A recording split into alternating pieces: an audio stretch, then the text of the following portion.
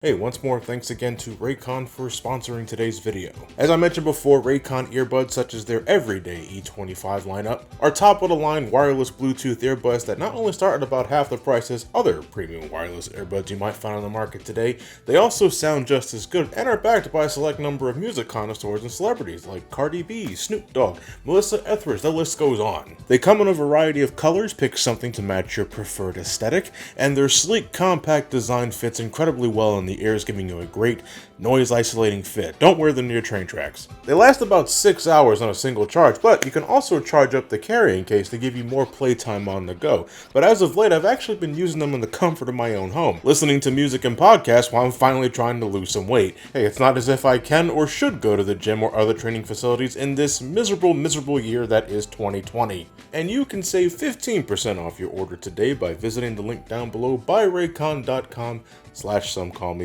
Pick yourself up a pair today, and please take care of yourselves out there. Are you ready for round two?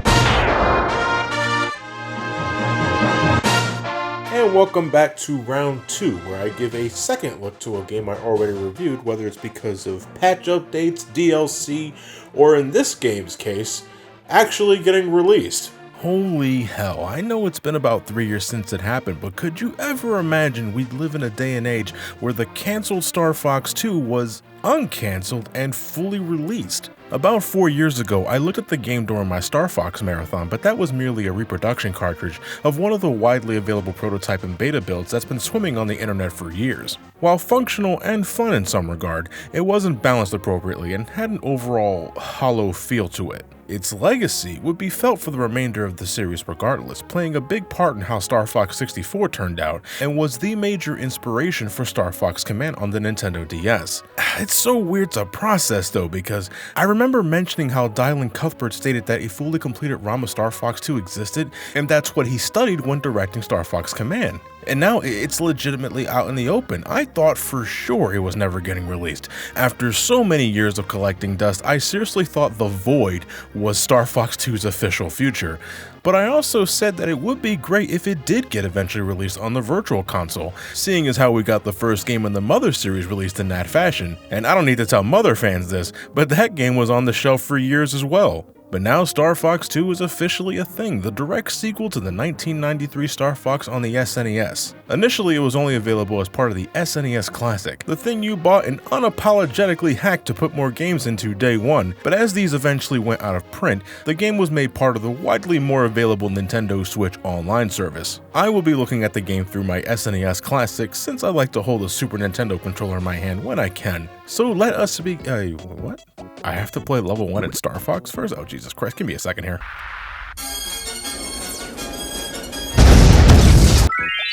Okay, now we have Star Fox 2. Oh, the title screen font is different, that's interesting. Part of me misses the embossed typography from last time, it felt more powerful, if that's the word I'm looking for.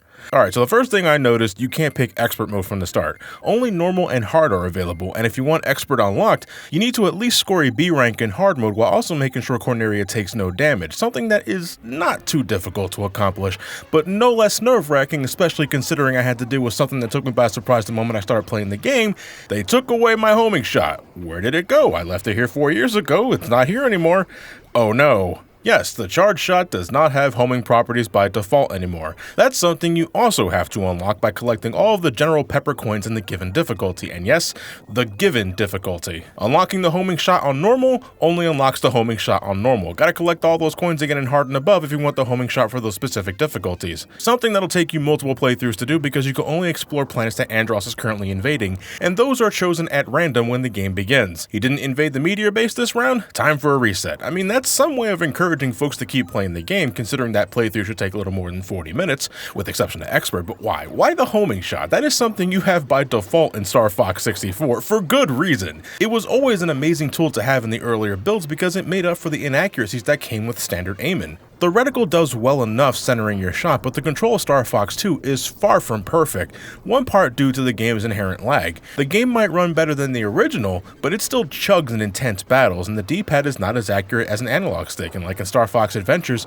you're fighting with the reticle at times just to keep the thing on point. This isn't normally a problem when taking down basic gunships or large targets, but in dogfights against a Star Wolf team, it is a struggle just trying to hit these assholes consistently unless you were smart enough to pick someone like Fox or Falco that have the all-encompassing Nova bombs by default. Twin blasters are also a good means of dealing with them, and I recommend you try and find those as soon as you can because that added firepower is going to come in real handy in those higher difficulties. The game is significantly harder overall. That's mainly because you don't have the homing shot by default, yes, but it feels as if enemies were made more aggressive, putting your flight and dodge skills to work on both the ground and in mid-air. There will also be multiple times where you have to juggle them on top of solving puzzles to unlock the door to the next area, and you gotta consider if it's worth spending time clearing the area just so that you can find those proper targets in peace because, as I said in the original video, you're always racing against the clock before Andross manages to wipe Corneria off the Lilat system. If it's not huge armadas that can threaten the planet with giant lasers, it's invaded planets that can launch missiles at Corneria after enough time passes.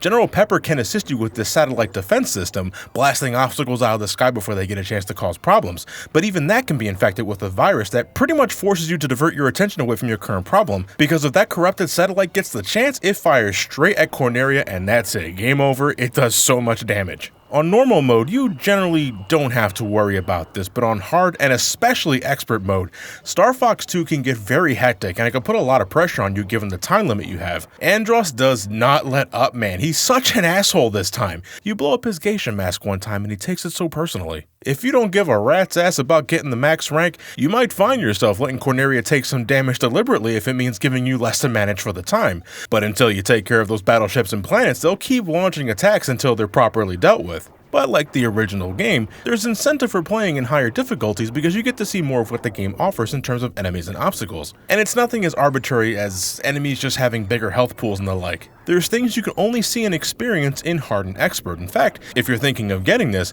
I recommend starting on hard mode because, yeah, normal mode can break you in and that's the entire point, but you only explore like 2 planets, you don't even fight the entire Star Wolf team, and the whole thing's over in under half an hour. Hard mode in my eyes has a better balance. There's plenty to do so it's not as brain dead as normal, but you're also not as overwhelmed as you get in expert. God, expert mode. It lives up to its name, I can't deny that, but I think it goes a little overboard. Some mission objectives in this difficulty specifically just plain fucking suck. The giant octopus in Fortuna was a real pain in my ass keeping track of it because it requires that you fight it in the air and on the ground repeatedly with this game's less than optimal draw distance. On the planet Macbeth, there's this button you have to press that's on top of this moving platform that's above magma that damages you on contact, and you just have to pray that you can time landing on the thing just right after transforming above it. It is so awkward. Oh god, this basin meteor that requires you to gamble to unlock. Yes, gambling, because you're spinning these wheels until you can manage to land on the circle, and it's a goddamn miracle if it does with this lag and input delays. Christ, I hated this one. Probably had like 6 missiles launched at Corneria while I was trying to get this one right. Now, the enemy encounters I didn't mind so much. In fact, I quite like the things you got to fight in this mode specifically because I thought they were all highly energetic fights that didn't require too much surgical precision to take down. I would have still liked the homing shot by default, but twin blasters were enough. And it was nice to finally take down Andross's true form this time, since I kinda brushed aside expert mode when I originally looked at the game's beta 4 years ago. I just didn't feel compelled completing an incomplete game back then, but I wanted to give the full release a little more respect, and actually finish it this time. I almost lost the fucking planet 2% away from destruction, Jesus. But I did it. I saved the Lilat system. All that was left of it. It is truly amazing and heartwarming to finally see Star Fox 2 get an official release. I read that the game's developers celebrated with food and drinks when they found out it was actually happening. That right there, that's just great to see. But is it worth playing today when we have Star Fox 64, Star Fox 64 3D, Star Fox Zero, all of those? In my eyes, no. There's absolutely no reason to play Star Fox 2 when games like Star Fox 64 are better in just about every category. And it feels a little weird for me saying that, considering that I held Star Fox 2 in higher regard the last time I looked at it. But that was before I actually got to fully play Star Fox 64 for the first time. Hindsight makes all the difference. Star Fox 2 is more complete than it was initially, but it is still very much archaic by today's standards. The decision to take away the homing shot at the start definitely hurts it. It breaks some battles, yes, but considering how much is thrown at you later on, it is welcoming nevertheless, I think. It goes a long way. Collecting the pepper coins gives you reason to explore and to keep coming back, but until then, basic aerial combat, dogfights in particular, can feel outright clunky. It's not quite easy being accurate with this target reticle, and sometimes the camera kinda hangs to the side, and the only way you could reset it is by transforming the vehicle to realign the window. Weirdly, this isn't so much a problem while you're on the ground because the reticle will automatically snap to a target you can shoot, and that's great. But also, annoyingly inconsistent. If my reticle can snap on ground targets, why can't the R-Wing snap on aerial targets as well? Little things like that can straight up irk me. The game's larger focus on all-range combat might be a turnoff for those looking for a more traditional Star Fox experience. Everything's kinda set in these square arenas, requiring use of your R-Wing and Walker forms to activate these switches or destroying targets to access the base. And while these are a little closer to what you might expect, they too are also keen on arena-style level design that isn't as visually captivating as the linear hallways were in the original Star Fox. You have more options mechanically speaking, and as far as combat goes, I find Star Fox 2 to be better than its predecessor easily. There's 6 playable characters to pick from, specializing in better attack power, chunkier defense, or more balanced builds, and there's merit in trying them all out for the sake of finding your niche. For expert mode, I recommend Peppy or Slippy because you're going to need that extra health. Mad props if you can do it with Faye or Miyu though. They got great offense, but absolutely shit defense. But since Star Fox 2 is officially a thing now, does that mean these two are now considered canon?